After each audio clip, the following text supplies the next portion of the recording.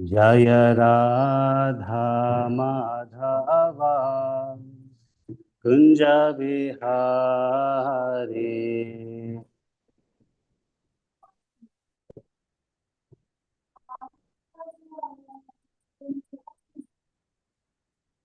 Jaya Radha Madhava Kunja Bihari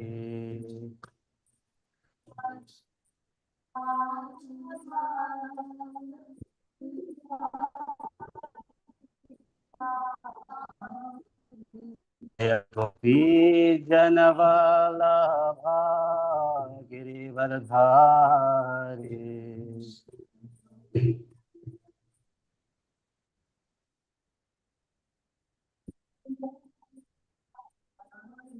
Jaya Gopi Janavalabha Girivardhari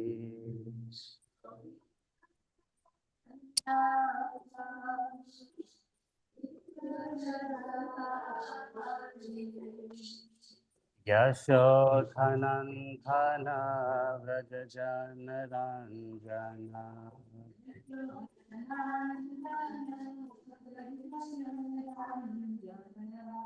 Yashodhanandana Vrajajanaranjana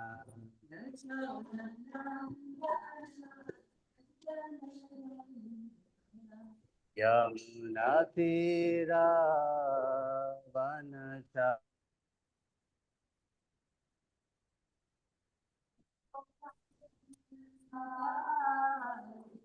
Jaya Radha Madhava Kunja Vihari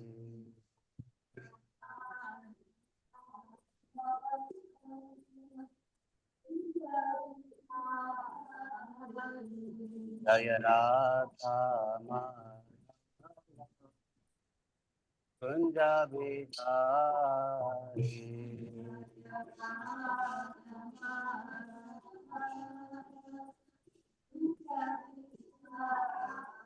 Hare Krishna, Hare Krishna, Krishna Krishna, Hare Hare, Hare Rama, Hare Rama, Rama Rama, Hare Hare.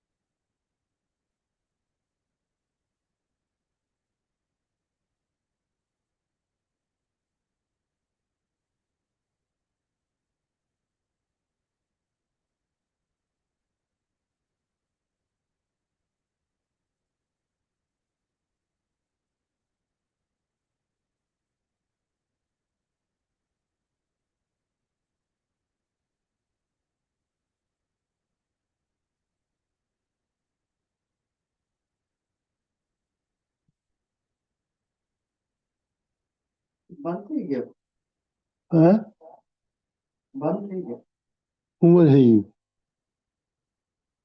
કેવી રીતે બંધ થઈ? ઓહો, ચાલુ હતું, બંધ થઈ ગયું.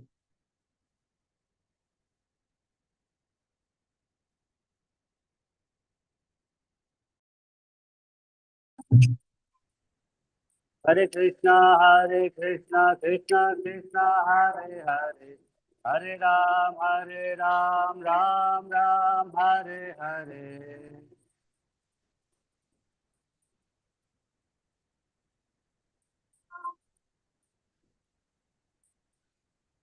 Hare Krishna, Krishna Krishna, Hare Hare.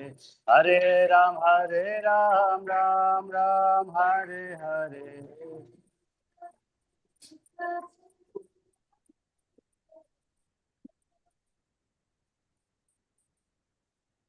Jaya Gaurandita, Gaurandita, Gaurandita, Jaya Gaurandita.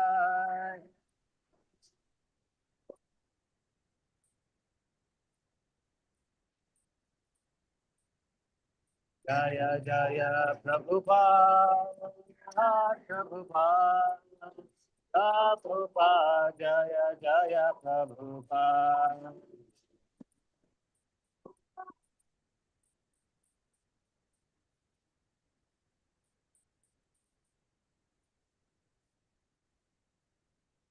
See, Radha Shama Sundar ki jai, Sushi Gauri Kai ki jai, Jagat Guru Srila Prabhupada ki jai. So before we start, maybe we'll just do a sound check, Mataji. Are they able to hear me online? You know? Can you hear us? Can you ask Dambini to say through your microphone? Yeah. Can you hear me also? Hare Krishna, dear devotees online, can you hear me? We probably won't Yes, be able to hear you Prabhuji. because I think once we can. Oh, you can. Hare Krishna, Okay. Prabhuji, we can hear you very clearly. Okay. Thank you. Great. Thank you. Om Namo Bhagavate Vasudevaya. Om Namo Bhagavate. Om Namo Bhagavate Vasudevaya. Om Namo Bhagavate Vasudevaya. Om Namo Bhagavate Vasudevaya. Om Om Namo Namo Bhagavate Bhagavate Vasudevaya. Vasudevaya. So today we're reading from Canto number 5, chapter 3, entitled Rishabhdev's Appearance. Text number 1. So today we're going to have to do text 1 and 2. So text 2 is pretty long, so I think we'll just do text 1 where I'll repeat the verse and then you can repeat after me and then do the word for word for that specific verse. Shri Shuka Uvacha Shri Shuka Uvacha. Nabir Aptya Kamo Prajaya Nabir Apatya Kamo Prajaya. Meru Devya Bhagavantam Meru Devaya Bhagavantam. Yagya Purusham Ahitatmaya Jata Yagya Purusham Vahitatma Yaya. Shri Shuka Uvacha Shri Sukha Uvacha.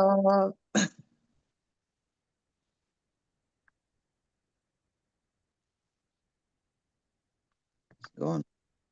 Can't hear.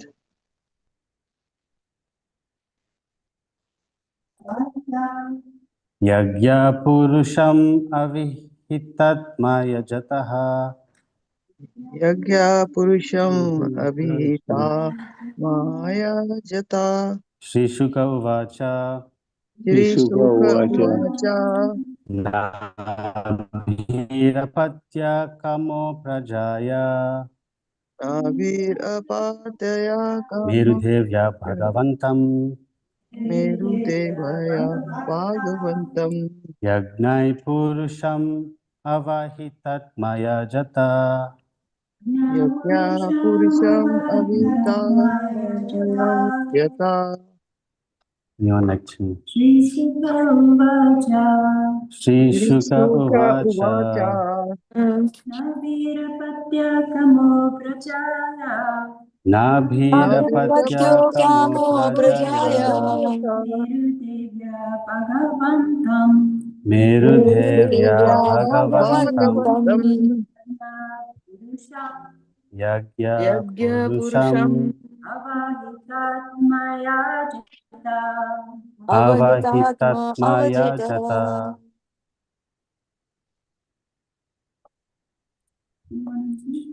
Anyone online? Shri Sukha Uvacha. Shri Shri Shuka Shri Shuka Sukha Uvacha Uvacha. Uvacha. Navirapataya Kamo Nabhirapatya Nabhirapatya Kamo kamo Prajaya Merudevaya Prajaya prajaya Prajaya Merudevya merudevya. Merudevaya. Bhagavatam Yagya Purusham Bhagavantam Bhagavantyam Yagya Yajna Purusham Purusham. Avitamaya Jata. Avahitatma Avahitatmaya Yajata. Jata. Shri Shuka Uvacha Shri Shri Shuka Sukha Uvacha. Uvacha. Nabhirapatya Kamo Prajaya Navirapatya Nabhirapatya Kamo Nabhirapatya Prajaya Kamo. Merudevya Bhagavantam Merudevya Merudeva Bhagavatam. Bhagavatam Yagya Purusham Ahitatma Yajata Yajna Purusham. Yagya Yajna Purusham Mayajata. Maya Jata. Avitamaya Jata. Hare Krishna. Hare Krishna. So we'll read the word for word translation. Shri Shuka Uvacha. Shri Shri Sukha Shuka Uvacha. Uvacha Sukadev Goswami said, Sukadeva Sukadeva Goswami Goswami said, said, Goswami said, Nabhihi, Nabi, the son Nabhihi, of Maharaj Agnidra, the son of Maharaj Agnitra, Apatya Kama, Apatya Kamana, Apatyakama, desiring to have sons, desiring to have desiring to sons, have sons, Aprajaya, Aprajaya, Aprajaya, who had not given birth to any children, who who had had not not given given birth to birth any to any children, children, Merudevya, Merudevya, Merudevaya, Merudeva, with Merudevi, with with Merudevi, Merudevi, Merudevi, Bhagavantam, Bhagavantam, the Bhagavantam, Supreme Personality of Godhead, the Supreme the Personality Supreme of Personality Godhead, of Godhead, Yagya Purusham, Yagya Yagya Yagya Purusham, Purusham, Purusham, Lord Vishnu, the master and enjoyer of all performances of sacrifice. Lord Lord Vishnu, Vishnu, the master the and enjoyer enjoyer of of all all performances performances of of sacrifice. sacrifice. Avihita Atma, Avahita Avahita with Atma, great Atma, attention. with great with great attention. attention. Attention, Ayajata, Ayajata, Ayajata, offered prayers and worshipped. worship, offered offered prayers praise and and worship. worshipped. Translation by His Divine Grace, Srila A.C. Bhaktivedanta, Swami Srila Prabhupada. Srila Prabhupada ki jai. Jai. Translation. You can repeat after me. Sukadev Goswami continued to speak.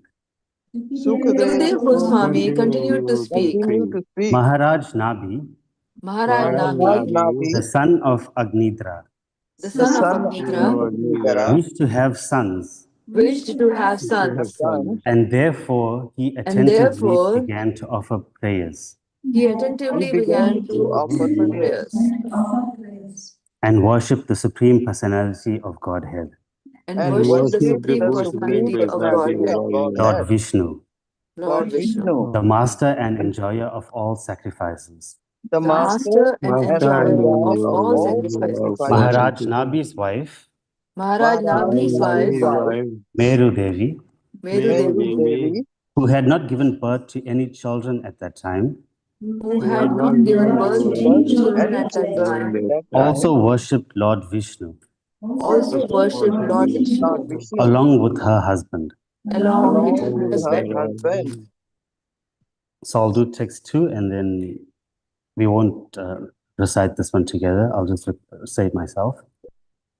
Text 2. Tasyaha vava shradhaya vishuddha bhavena yajataha pravargyeshu pracharatshu Dravya Desha Kala Mantra Tvig Dakshina Vidhana Yogo Papatya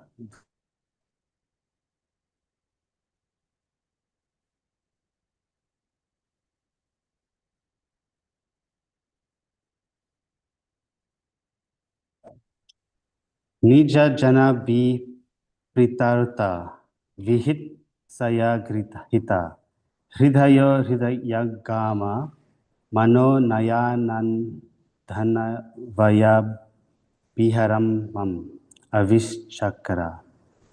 Translation. In the performance of a sacrifice, there are 7 transcendental means to obtain the mercy of the Supreme Personality of Godhead. 1. By sacrificing valuable things or eatables. 2. By acting in terms of place. 3. By acting in terms of time. 4. By offering hymns. 5. By going through the priest. 6. By offering gifts to the priest. And 7. By observing the regulative principles. However, one cannot always obtain the Supreme Lord through his paraphernalia. Nonetheless, the Lord is affectionate to his devotee. Therefore, when Maharaj Nabi, who was a devotee, worshipped and offered prayers to the Lord with great faith and devotion, and with a pure, uncontaminated mind, superficially performing some yagya in the line of pravargya, the kind Supreme Personality of Godhead, due to his affection for his devotees, appeared before King Nabi in his unconquerable and captivating form with 4 hands. In this way, to fulfill the desire of his devotee, the Supreme Personality of Godhead manifested himself in his beautiful body before his devotee. This body pleases the mind and eyes of the devotees. Purport. In the Bhagavad Gita, it is clearly said, Bhaktya mam abhijanati yavan yaschasmi tatvataha tato mam tatvato gnatva vishate tad anantaram. One can understand the Supreme Personality as he is only by devotional service. And when one is in full consciousness of the Supreme Lord by such devotion, he can enter into the kingdom of God. Bhagavad Gita 18.55. One can understand and see the Supreme Personality of Godhead through the process of devotional service and not in any other way. Although Maharaj Nabi performed prescribed duties and sacrifices, it should still be considered that the Lord appeared before him not due to his sacrifices, but because of his devotional service.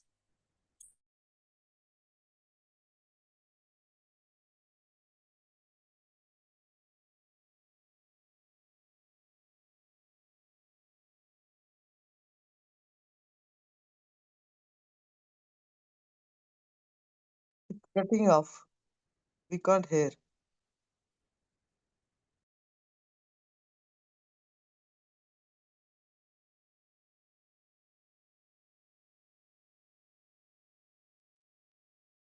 Yes, Mataji, we lost them totally. I wonder if somebody can let them know in the temple. We can't hear you. Tasmai Shri Gurave Namaha. Thank you. Shri Chaitanya Manobhishtam Stapitam Yena Bhutale Swayam Rupa Kadamahya Dadati Swapadantikam. He Krishna Karuna Sindhu Dinabandhu Jagatpate Gopesha Gopika Kanta Radha Kanta Namostute Tapta Kanchana Gaurangi. It's gone again. Can't hear.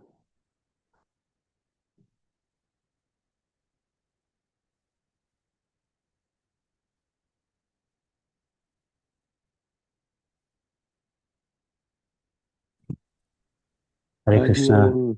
you devotees. Yeah. So welcome to today's. So, Yes, can you explain to the Zoom audience that the internet We can hear is you now. Okay. quite volatile? Okay. Hare Krishna, devotees online. Unfortunately, the internet is dropping in and out, so apologies for that. If you could just bear with us, we will reconnect as soon as it breaks. Thank you. Thank Okay, you. yes, so welcome to today's class. And yes, we are starting the third chapter of the fifth canto. So just to put today's verse into context, we have Priyavrata Maharaj, who previously he renounced the kingdom and passed on the kingdom to his eldest son, who was Maharaj Agnidra. So Maharaj Agnidra, desiring to have his own son for succession planning as well, he took on a wife by the name of Purvachiti, and he ended up having 9 sons from her, the eldest of whom was Maharaj Nabi. And that is basically the topic for today's class, about Maharaj Nabi and his wonderful qualities. So one thing I'd like to just mention in that regard is we have a contrast here between Maharaj Agnidra and his father, Maharaj Priyavrata. So when Priyavrata Maharaj, towards the end of his life, he decided to renounce everything and take up spiritual life. And in that way, focus all of his time and energy for spiritual advancement. But here we have Maharaj Agnidra, who towards the end of the previous chapter, he became so attached to his wife, Purvachiti, that even after, because she was a celestial personality, so she came from the heavenly planets just to marry.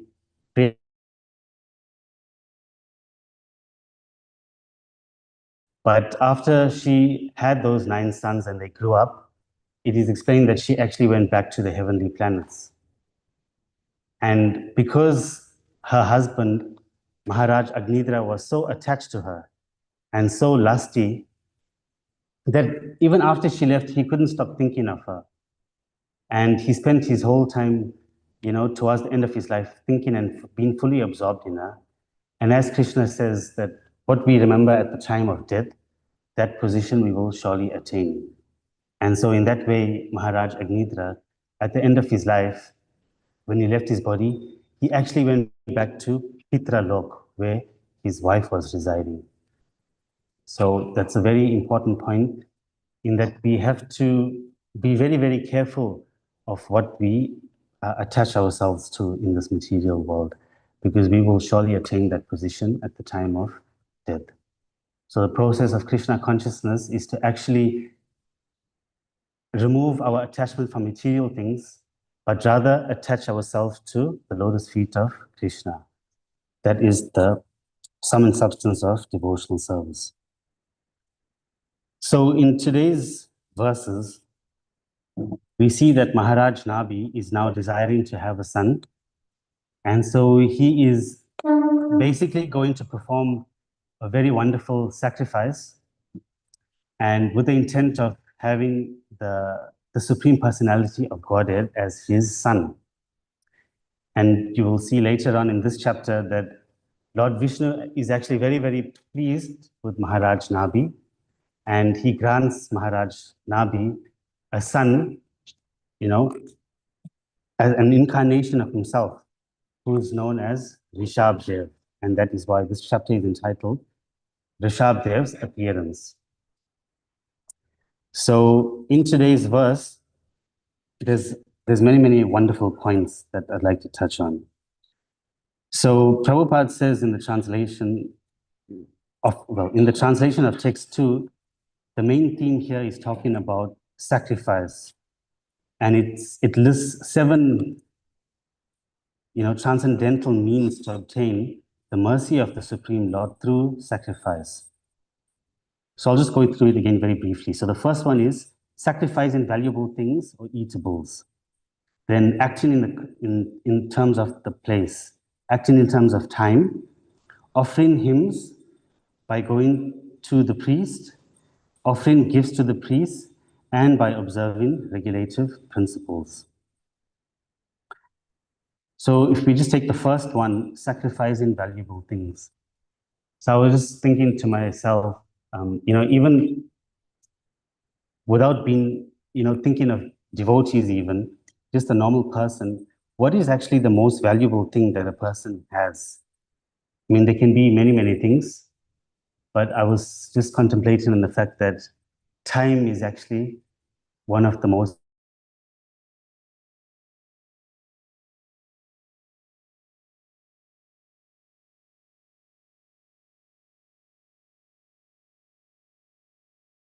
cannot be, we cannot get it back, even if one offers innumerable quantities of gold coins. So if one has to just lose a moment, can you imagine that you can never get that back ever again? So what waste is that of one's time if you waste a moment of time? So this Krishna consciousness process that Srila Prabhupada has kindly given to us, it helps us to use our time very, very efficiently. We can use our time in so many different wonderful services. In the foodstuffs that we eat, we can offer it to Krishna. In the work that we do, we can do it in the mood.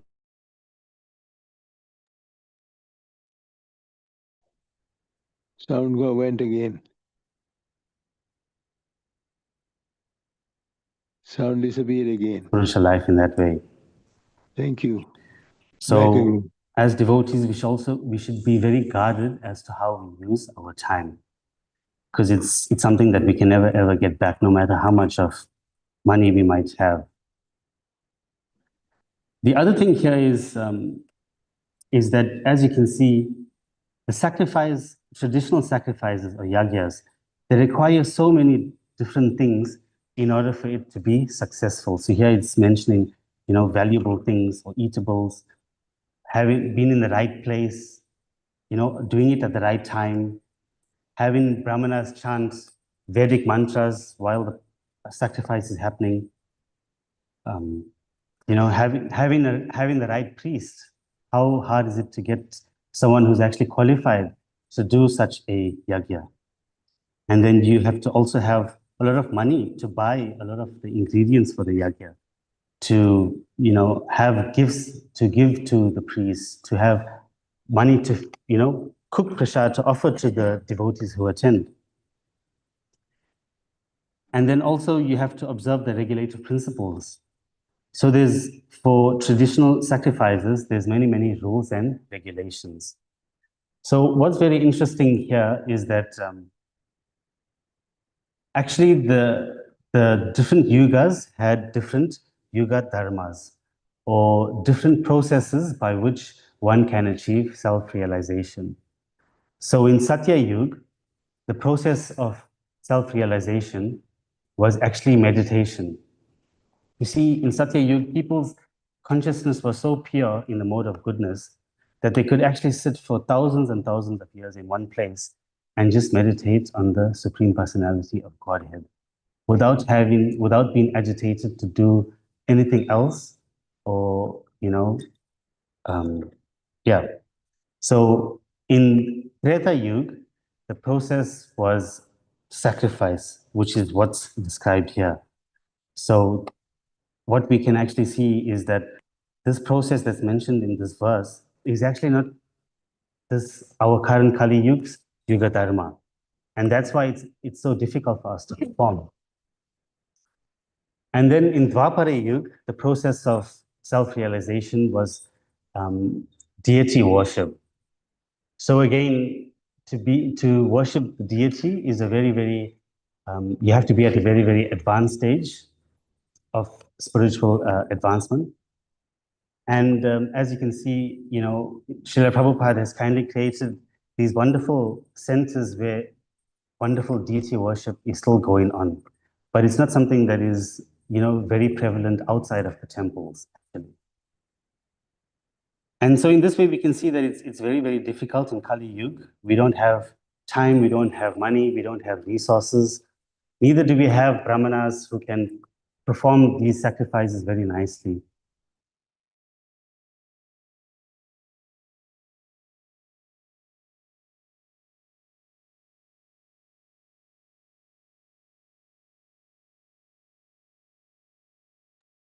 Or false. Oh. But there's one good quality about this yuga, and that is simply by chanting the Hare Krishna Mahamantra, we will be able to purify ourselves and go back home, back to Godhead. And this is very much the theme of this verse. So the Yuga Dharma for this age, as we know, is Harinam Sankirtan, the congregational chanting of the Hare Krishna Mahamantra.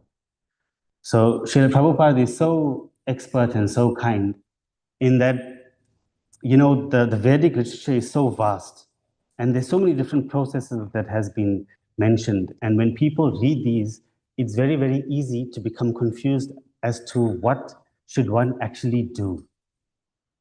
But Prabhupada is so intelligent that right from the onset, even in the Bhagavad Gita, right from the introduction, he's putting forward that Krishna is the ultimate goal of self-realization, to realize Krishna and our position with him. So I was contemplating on this fact a few months back, actually.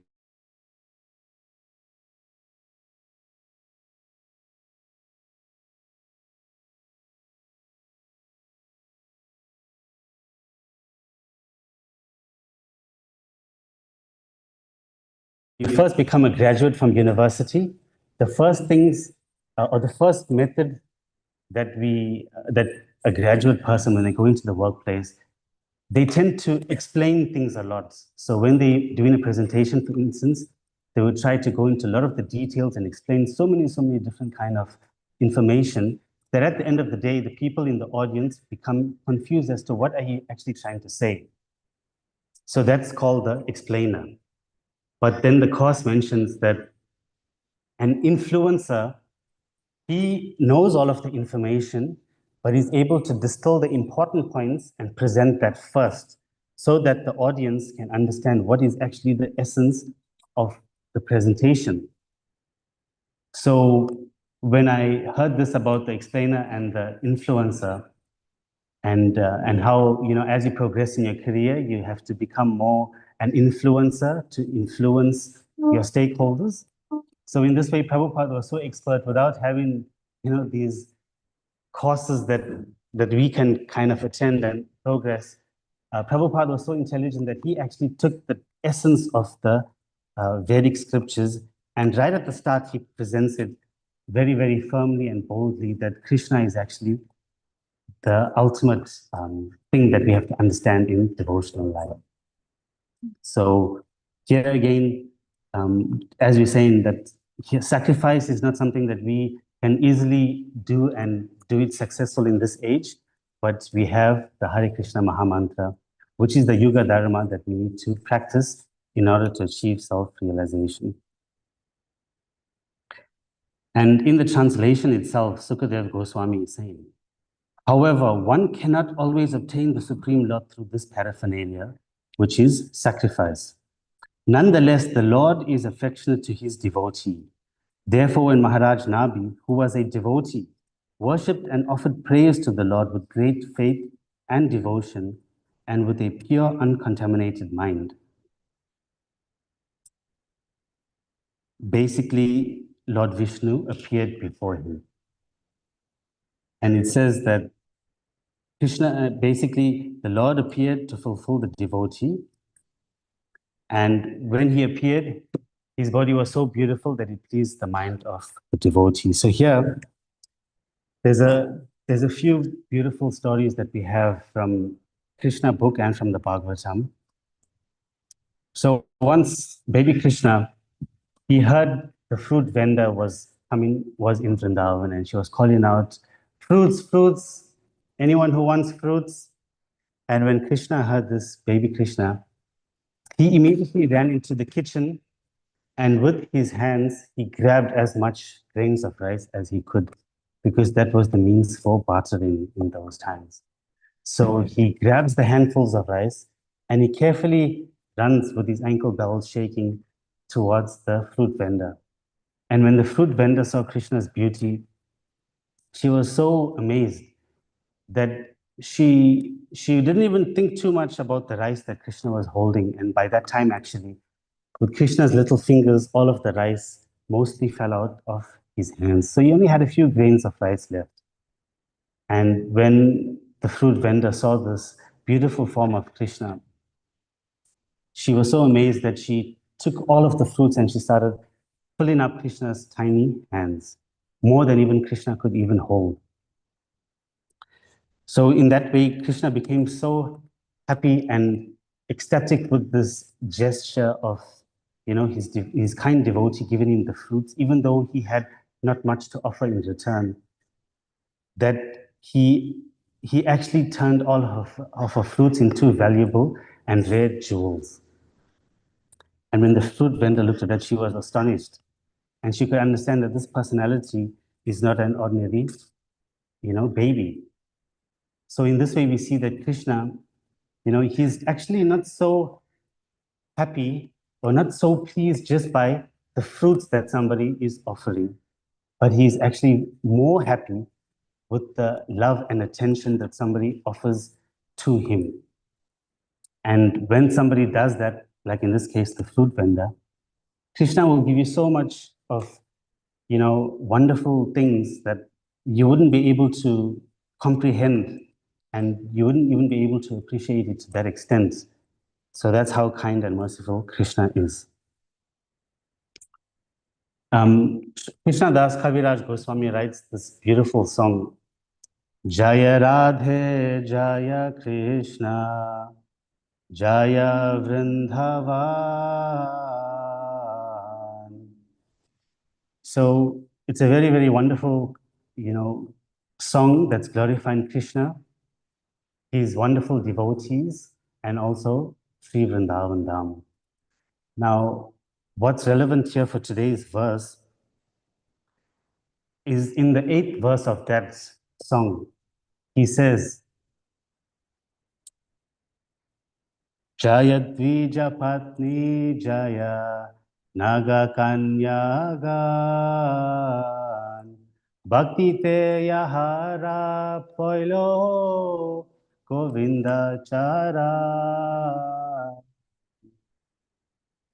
So Krishnadas Kaviraj Goswami is saying there that all glories to the proud wives of the Brahmanas and the wives of the Kaliya serpents.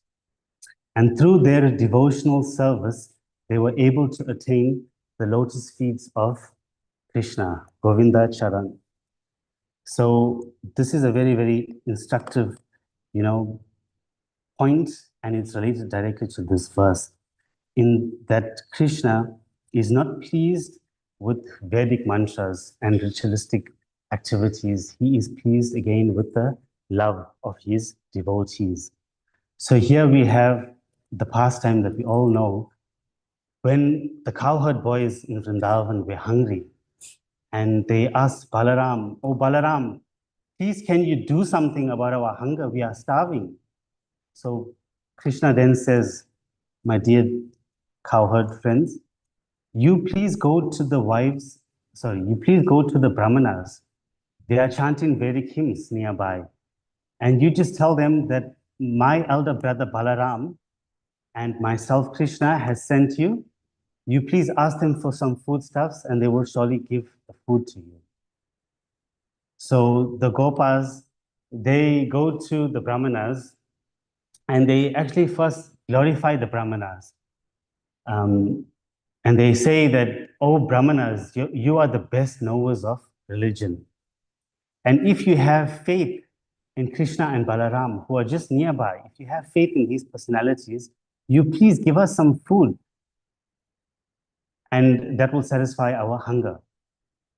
So the Brahmanas, they hear this and they don't pay much attention to these boys because they are busy with their ritualistic activities and they don't want to be disturbed in their sacrifice and yagya. And so they continue to do that without acknowledging the cowherd boys.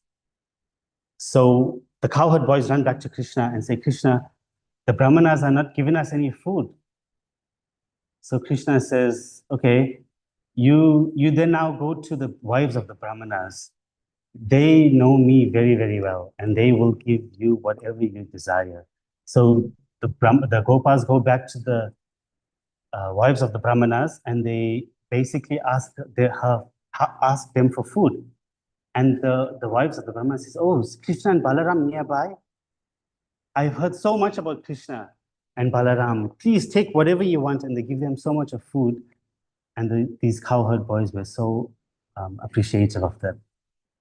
So here, this is a very, very important point in that Krishna is only interested in the love that the devotees are offered. And what can happen at times is that we can get so involved in ritualistic activities that we might forget what's the essence of these activities, like these brahmanas. You know, the whole point of their sacrifice was to try and attain knowledge and, attain Krishna. But here we see Krishna is, very, very close by, but these brahmanas are so engrossed in just doing their ritualistic activities that they can't even appreciate and understand that here we have our goal right in front of us, Sri Krishna. And let us forget about the sacrifices and offer Krishna whatever he wants. But unfortunately, they were unable to see that. And after the food was given to the cowherd boys by the wives of the brahmanas, they actually came to Krishna, and Krishna was so happy to see them. And he thanked them for their kind, gesture and the fact that, they were always thinking of him. But he also told them to please go back to the brahmanas because you need to assist them in their activities. And what Krishna wanted to show by sending them back to the brahmanas, and the brahmanas realized immediately that here, these simple cowherd, or these wives, they had no understanding of how to do sacrifices, the correct time, the place. They had no valuable items. They were not qualified to even chant these mantras, but yet Krishna gave them whatever, the goal of bhakti is, which is himself. So when the brahmanas realized this, they actually say, and it's stated in the Bhagavatam as well, later on in the 10th chapter, 10th canto, the brahmanas actually say, to hell with our sacrifices. They actually use those words because they realize how unimportant the sacrifice is in one sense. Not that we don't do it, sacrifices or austerities, but we have to understand what's the goal when we're doing these things. So just like we had Nirjala Ekadasi very recently, so that is a very, very, austere and it's a process, and it requires a lot of sacrifice. We have to give up eating for the day, give up water for the day. But more than that, actually, is to do more devotional activities on that, these kinds of important days. Because these activities, like hearing the Bhagavatam, chanting, associating with the devotees, especially on these days, will bring us, very, very quick and very fast spiritual advancement, more than just actually fasting. Because just by fasting, we might become so tired, so weak that we might actually just end up sleeping, most of the day. So when you're sleeping, there's no question of devotional service in that sense.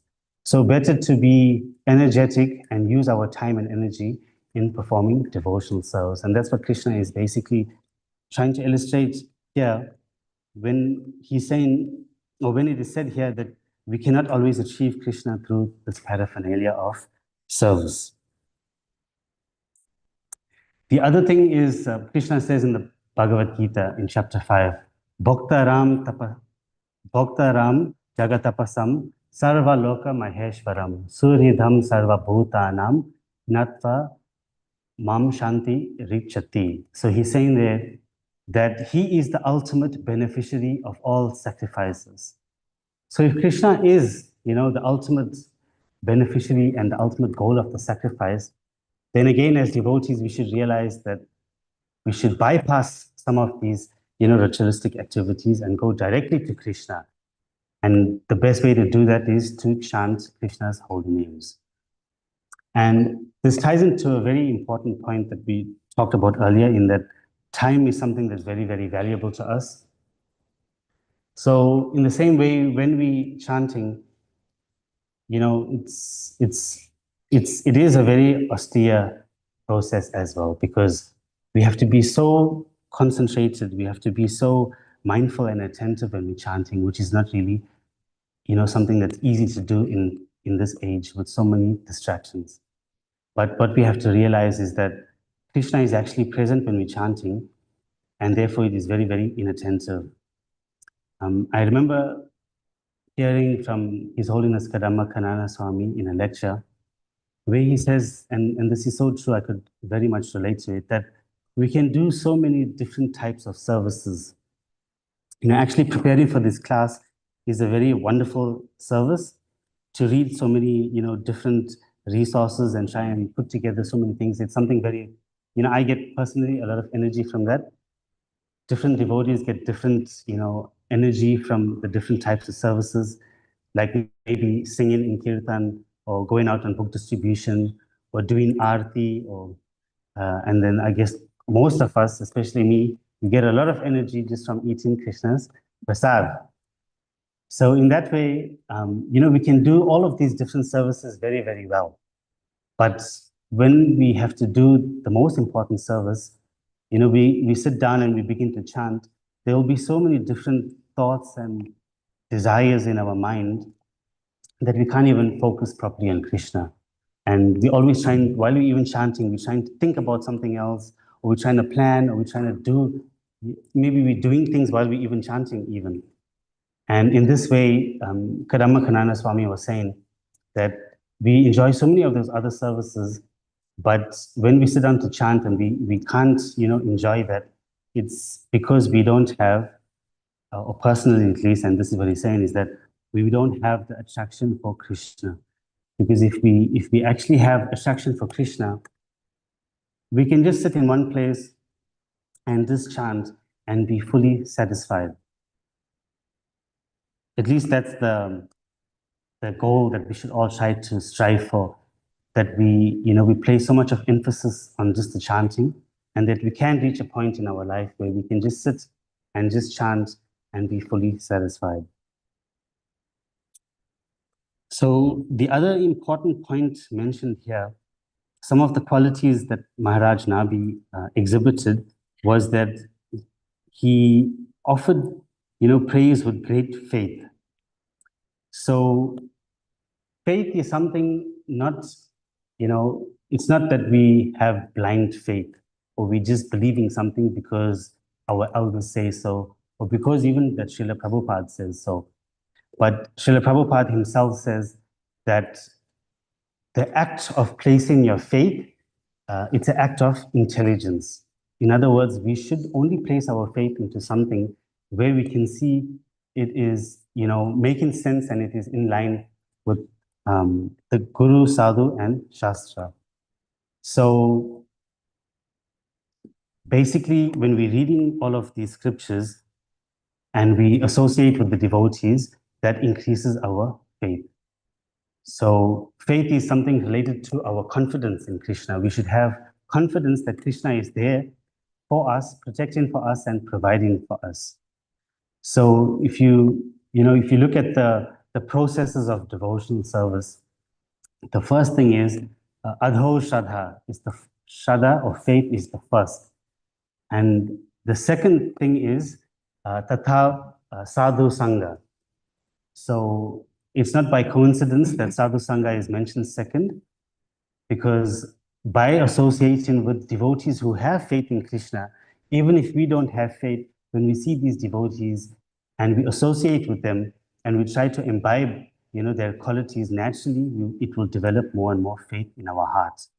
And although faith is mentioned as the first thing, it is not that faith is at the beginning and then we have, sadhu sangha, bhajana, kriya, anartha, nivritti, etc., etc. It's not that you just have faith in the beginning, but actually, the faith is the start, but it's also something that continues right until the end, at the prema stage of bhakti as well.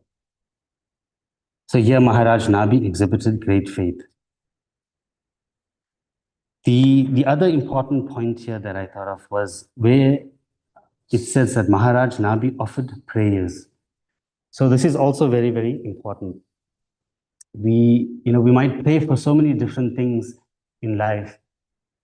And sometimes we might pray for something and we might actually get that, only to realize that it's not something maybe that's worth it, or it may be something that doesn't actually give us the pleasure that we thought it's going to give us, or actually it might be something that turns out to be causing us more and more misery than what we started off with. So in this way, we should try to think deeply about what we should pray for. And the best example that we can look at is looking at the prayers of the previous acharyas. Now, the previous acharyas like Bhaktivinoda Thakur, he has written so many wonderful prayers. And some of the prayers that he's written, one beautiful one is, which I'll just touch on briefly. It's the prayer called Gopinath.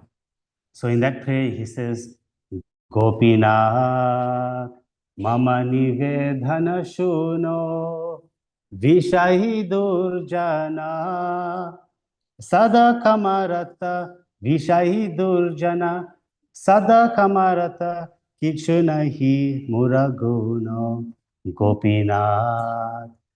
So here, Bhaktivinoda Thakur, in his deep humility, he is saying, "Oh Gopinath, Mama Nivedana Shuna, please hear my request. Vishayi Durjana, my senses are all over the place. I am so absorbed in this materialistic condition of life. I'm such a wicked materialist. Vishayi Durjana, Sadakamarata, I am so, I have so many worldly material desires. Kichu nahi mora guna, I have no good qualities do I possess." I won't sing the next parts, but the second verse talks about Amara Barashatumi, you are my only hope. He's saying, Gopinath, you are my only hope. Tomara Charana, Loinu Sharana. So he's saying, your feet are my shelter. And Tomara Kin Kora Ami, I am your eternal servant. So in this way, if we, read through some of these prayers by the previous acharyas, we can actually understand what prayers we should actually try to have towards the Supreme Personality of Godhead, Krishna. So here, another thing is that these prayers, it might exhibit that we're, Bhaktivinoda Thakur is saying that I am so absorbed in material life, I am such a wicked materialist. It's not that he actually is like that, right? He's actually a Paramahamsa in that sense. He's such an exalted devotee. He's the father of Bhaktisiddhanta Saraswati Thakur. Prabhupada actually says that Bhaktivinoda Thakur is the pioneer of Krishna consciousness. So he's so exalted. But the thing here is, he's actually so humble. And the reason he is so humble, there's a nice example that we might hear a lot is, scientists sometimes, when they start to understand the world and they start to see, oh, there's so many stars in the universe, and then all of these stars makes up the galaxies, and there's so many galaxies, there's a Milky Way, and then there's black holes, and the universe is so vast, then they begin to realize actually so much of knowledge that they might have about this universe, but as they're learning, they're realizing there's so much more that they actually don't know. And in this way, the previous acharyas like Bhaktivinoda Thakur, they have so much of knowledge about Krishna, so many details about Krishna and his personality. They become so attracted to him, and because they know so much about him, they actually realize how much they don't know even, and how big Krishna is compared to how small we are. And that's why they sing these songs and write so many of these wonderful songs,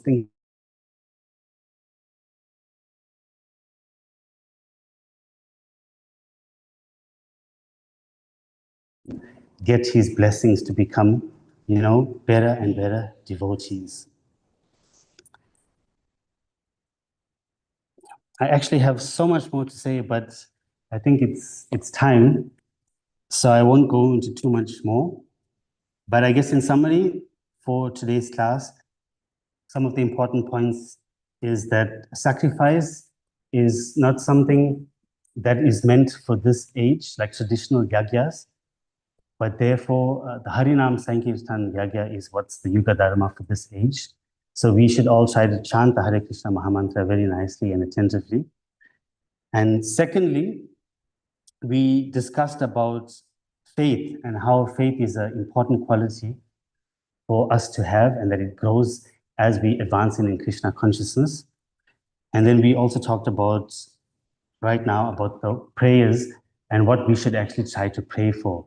If we can try and base our prayers on the prayers of the previous acharyas, that is actually what we should be trying to pray when we pray to Krishna, and not for any, material benefit, worldly benefit. So I'll stop there, and we can take any questions, comments, or realizations from first anyone in the room. Thank you so much for this lovely. What I really liked about the class is how you presented Srila Prabhupada of being the topmost influencer for his age and many, many years ago. Because with social media, we're exposed to a lot of influences. And what we can now realize, and with this perspective, that Srila Prabhupada was actually the topmost influencer. From all the Vedic scriptures, how he was able to distill it and give it to us in such a practical and executionable way for doing our thing. So I really enjoyed that point. Thank you. Okay. Yes. So we have Can you repeat what Mother said we couldn't hear? Yes.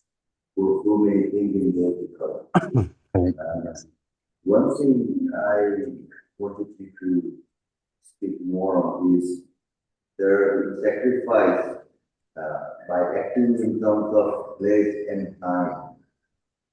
You can Microphone. more on the Yeah, so what I understand from that is, in terms of the place, Prabhupada also used to say this, that there's three things you have to consider when you're doing something: Kala, Desha, and Patra. The time, the place, and the circumstances. So sometimes you might be doing the right thing, but it might be at the wrong time, or it might be in the wrong place, or it might be you might be doing it for the wrong reasons or in the wrong circumstances. So in terms of the place, to perform these traditional sacrifices, we understand that like the fire itself is actually considered the mouth of Lord Vishnu. So, I mean, if you can imagine that the mouth of Lord Vishnu, Vishnu himself is present, it's not something that can be anywhere. It has to be a very purified and clean place. It has to be a place where there would have been a lot of, austerities and devotional practices that have been performed in that place to make it holy enough so that the Lord will actually descend in that place. So I think when Prabhupada, when it's mentioned here in terms of the place, he's talking about the cleanliness. Is the place fit enough that the Lord will actually descend in? Just like how we might use this analogy, like a lot of the processes of devotional service is all about cleaning our hearts so that Krishna can reside in that clean place. So similarly, the yagya is basically, Lord Vishnu, and he will only manifest in a clean place. So I would say that's one thing there. And then in terms of the correct time, so time is a very, very important factor in things. We even know, like from an astrological point of view, when somebody wants to, see their astrology, they have to know when they were born, what time they were born, what day, what, etc., and place as well. Because that time is not something that's just done, without any, control. It's not something that just randomly happened, for example. So, one second. So basically, the right time means there's an auspicious time, and then there's also times where it's not auspicious. So, by looking at the astrology, you can also determine what is the right time for a sacrifice. So you might see that, especially in, our Vedic culture, even for like a marriage ceremony, you have to go to an astrologer and he will tell you, okay, during this time is an auspicious time, the marriage should take place during that time. And we even see in the Bhagavatam, in other stories or other pastimes. For instance, I think it was Dichi. So she wanted to have a son, and her husband, Kashyapa Muni, if I think correctly, he was meditating at that time, and she wanted the son, and he said, this is actually not the right time. But she couldn't help herself. And in that way, the outcome of that inauspicious time, Hiranyakashipu took birth. So in that way, time is very, very important, especially for these types of sacrifices. And therefore, yes, the correct time, correct place. And as we can see, it's not easy to achieve these things, like that, having a very clean place and doing things at the right time. It's not very practical. And that's why Krishna is so kind that he's given us the Hare Krishna Mahamantra, where there's no hard and fast rules, for chanting this mantra. So, yes, Prabhu, that's my, you wanted to say I just something? basically wanted to add into the fact that the days don't come into different times, and some of Yes. the days are considered auspicious in the mode of goodness and so on, which you touched on, auspicious. That's very good. Basically, one has to follow the verse.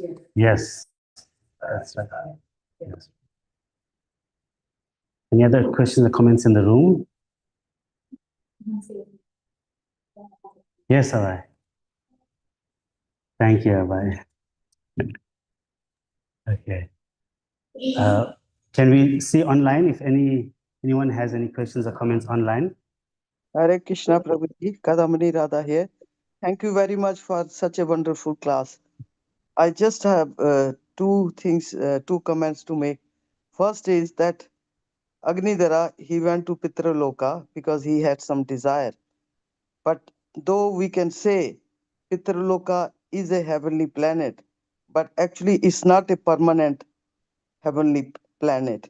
According to the modes of nature, a person can go either to the higher planets like heavenly planets, or they can come to earth from that Pitraloka. That's one point I wanted to make. The other one is when we are talking of service, so giving Śrīmad-Bhāgavatam class is of course a very nice service, and which we always appreciate.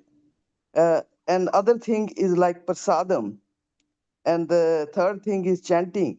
And these services are three services: giving Bhagavatam class, having honoring prasadam, and chanting. We only use our tongue in that. But there are other senses we have. That means that we have got hands, we have got legs. So we know that Amrish Maharaj did all those services with different senses. So my point here is that all these things are good, but we must do practical services with our hands. Sometimes we go to the temple and we seeing, like only 2 days ago, we saw the empty boxes are lying just in front of kitchen. The thing is that everybody goes there and walk. The point here is that this is our temple. We should be doing things if we are like, physically we are not handicapped. So we should be doing some practical service in other senses also. This is the point I just want to make. I'm not really criticizing anybody, but I'm saying that we have got a able body, so we should see it's our place. If we can do at our homes, we should do it at the temple also. Thank you very much, Prabhuji. Hare Krishna. Hare Krishna Mataji. Yes, that's a very, very important and practical point.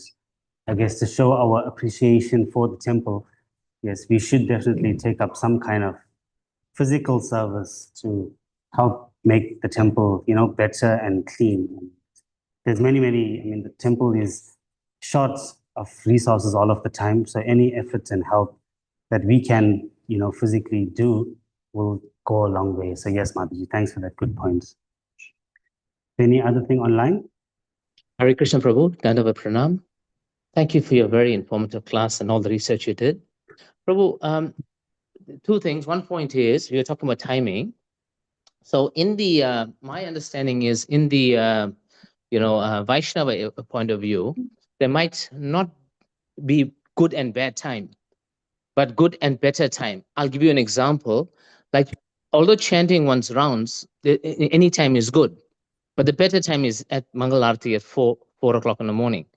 So, so from a spiritual point of view, it just gets good and better. It doesn't get good. You don't go from black and white.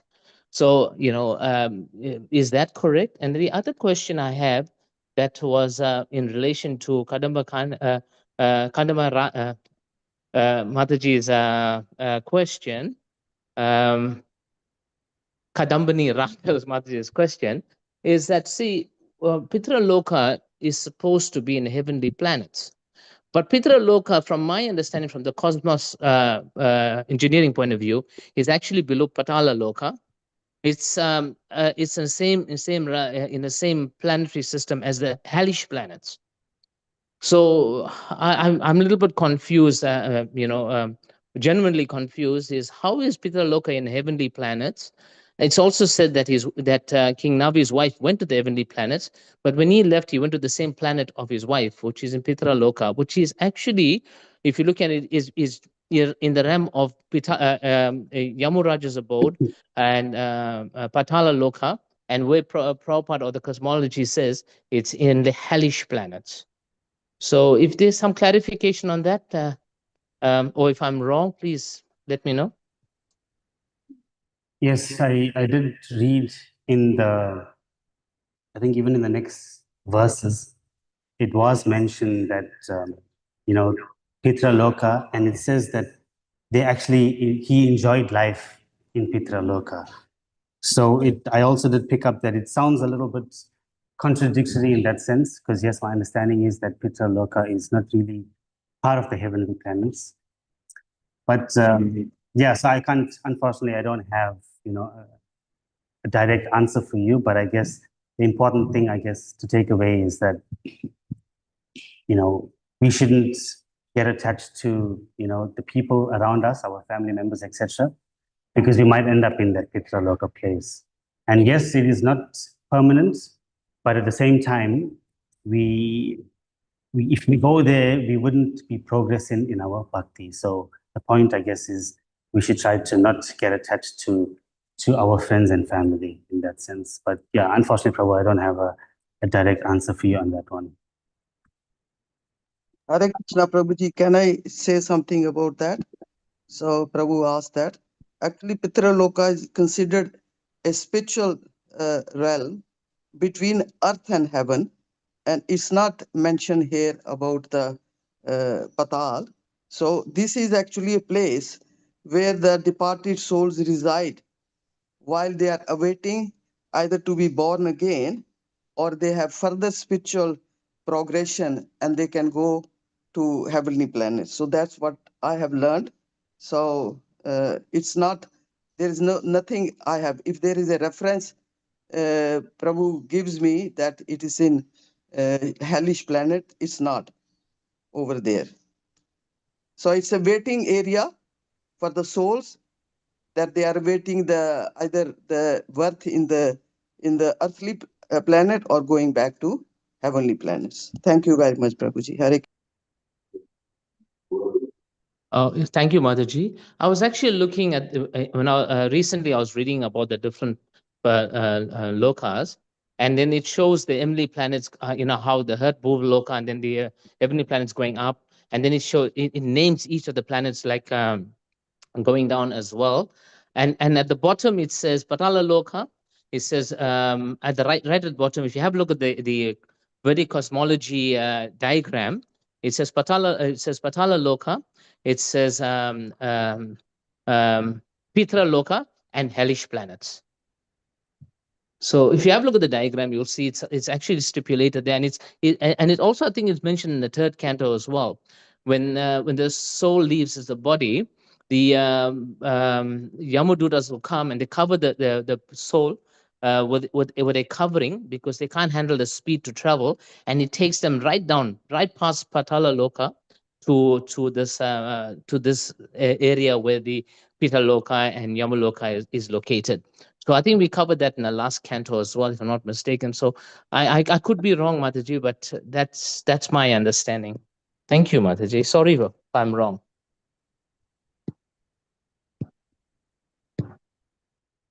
Okay, thanks, Prabhu. Is there anything else from the devotees online?